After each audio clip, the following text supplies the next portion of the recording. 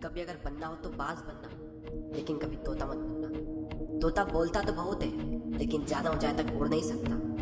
बाज बोलता बहुत कम है लेकिन सबसे ऊंचाई पर उड़ता है और बाकी पंछियों का राजा होता है एक बाज। आज मैं आपको 5 ऐसे पॉइंट्स बताऊंगा जो कि हर इंसान को बाज से सीखना चाहिए और लाइफ की बहुत बड़ी लर्निंग है इन 5 पॉइंट्स में। पहला लेसन, ईगल फ्लाई अलोन। बाज अकेले उड़ता है और बाकी पंछियों के मुकाबले सबसे ऊंचाई पर उड़ता है।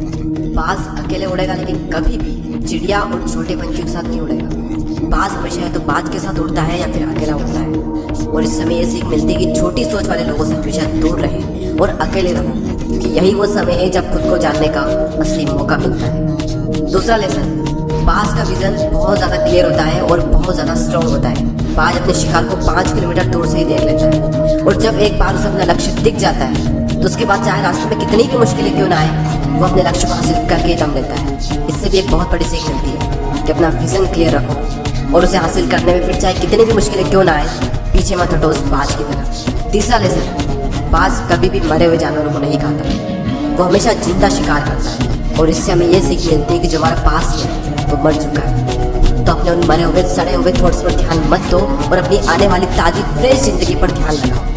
अपने पास्ट की पुरानी यादें जो तुम्हें तंग करती है उन्हें वहीं रहने दो जहाँ पर उसकी जगह है, और तुम्हारे पास्ट की जगह है तुम्हारे पास्ट में, उसे वर्तमान में जगह मत दो। क्योंकि एक बार अगर तुम्हारा पास्ट तुम्हारे प्रेजेंट में आ गया तो तुम्हारा पास्ट तुम्हें कभी प्रेजेंट में नहीं रहने देगा। पास्ट में तुम्हारे साथ कितना भी बुरा क्यों ना हुआ, वो सब यादें वो सब थॉट्स मर चुके हैं और उस बाज की तरह बनो जो कभी भी मरी हुई चीजों को नहीं खाता।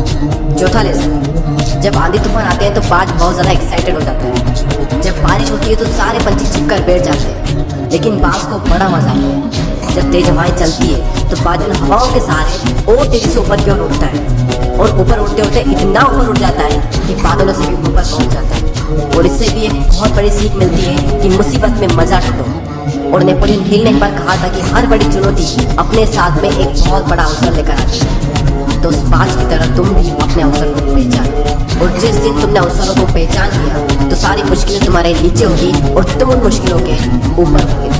फिफ्थ लेसन, बाज अपने घोंसलों में से सॉफ्ट घास को हमेशा निकाल देता है ताकि बाज का जो बच्चा होता है वो उसमें कंफर्टेबल ना हो सके, क्योंकि अगर वो घोंसले में कंफर्टेबल हो गया तो वहीं रहना पसंद करेगा। लेकिन बाज ऐसा कभी होने नहीं देता।